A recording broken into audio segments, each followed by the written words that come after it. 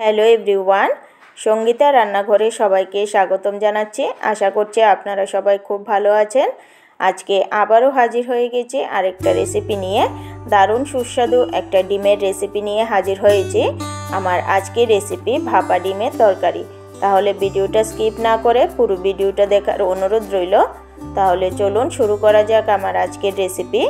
সবার প্রথমে আমি একটা পাত্র নিয়ে নিয়েছি। এখন তার মধ্যে আমি 5টা ডিম ভেঙে নেব। ডিমটাকে আমি ভাপিয়ে নেব। তো তার জন্য আমি ডিমগুলিকে এখানে ভেঙে নিয়ে নিচ্ছি।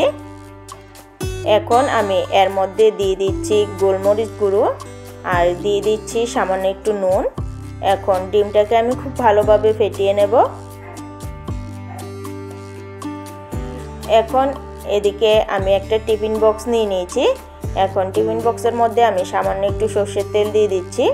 এখন তেলটাকে আমি হাত দিয়ে খুব ভালোভাবে টিফিন বক্সটার গায়ে লাগিয়ে নিচ্ছি।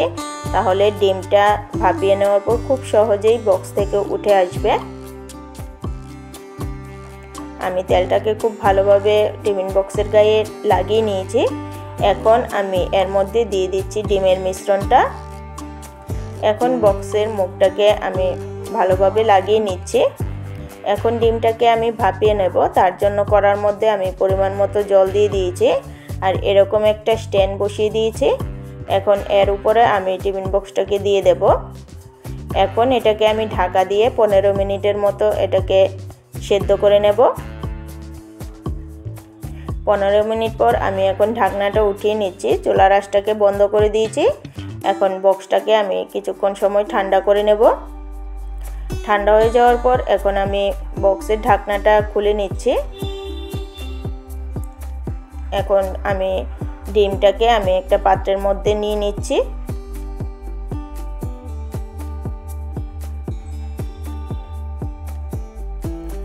এখন ডিমটাকে আমি পিস পিস করে কেটে নেব।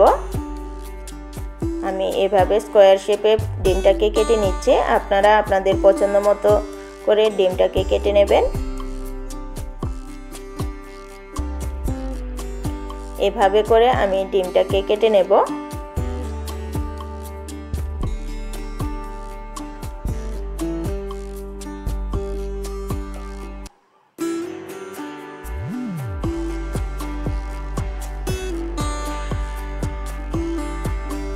এভাবে আমি সবগুলি ডিমকে টুকরো টুকরো করে নিয়েছি।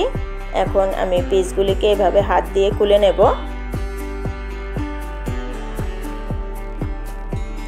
এদিকে আমি সবগুলি ডিমের পিসকে খুলে নিয়েছি। এখন একটা মশলার পেস্ট বানিয়ে নেব। তার জন্য মিক্সিং জারে দিয়ে দিচ্ছি 1 ইঞ্চির মতো আদা, দিয়ে দিচ্ছি টুকরো করে রাখা টমেটো, দিয়ে দিচ্ছি কাঁচা পাকা লঙ্কা, দিয়ে দিচ্ছি জিরে গুঁড়ো, ধনে গুঁড়ো, দিয়ে দিচ্ছি কাশ্মীরি লঙ্কার গুঁড়ো আর দিয়ে দিচ্ছি পেঁয়াজ কুচি। আমি একটা মিডিয়াম সাইজের পেঁয়াজকে কুচিয়ে নিয়েছি। এখন সবগুলিকে একটা মিহি পেস্ট বানিয়ে নেব।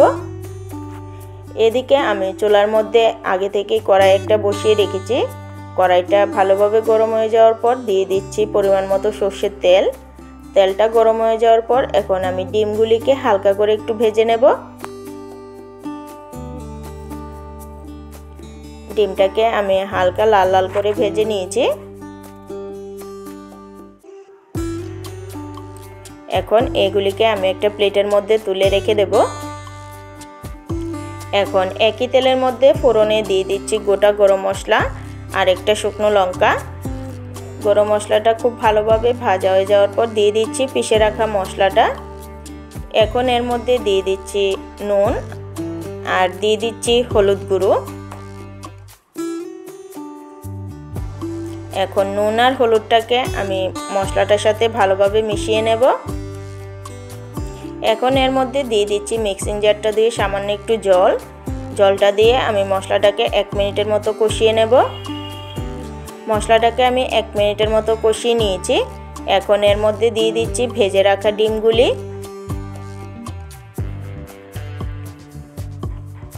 এখন ডিমগুলিকে আমি মশলাটার সাথে ভালোভাবে মিশিয়ে আমি কিছুক্ষণ সময় ধরে মশলাটাকে কষিয়ে নেব ডিমের সাথে। আমি ডিমটাকে খুব ভালোভাবে মশলার সাথে কষিয়ে নিয়েছি। এখন এর মধ্যে দিয়ে দিচ্ছি সামান্য একটু গরম জল। এখন ঝোলটাকে আমি ফুটে ওঠা পর্যন্ত অপেক্ষা করব। ঝোলটা খুব সুন্দরভাবে ফুটে উঠেছে। এখন এর মধ্যে দিয়ে দিচ্ছি গরম মশলা গুঁড়ো। গরম মশলা গুঁড়োটা দিয়ে আবারও আমি ভালোভাবে ডিমটার সাথে মিশিয়ে নেব। আমার ভাপা ডিমের তরকারি কিন্তু একদম রেডি। এভাবে খুব সহজে বাড়িতেই আপনারা এভাবে ভাপা ডিমের তরকারি বানিয়ে নিতে পারেন। এটা আপনারা রুটি, পরোটা, ভাত সব কিছুর সাথে এটাকে খেতে পারবেন। আমার আজকের এই রেসিপিটা আশা করছি আপনাদের ভালো লেগেছে।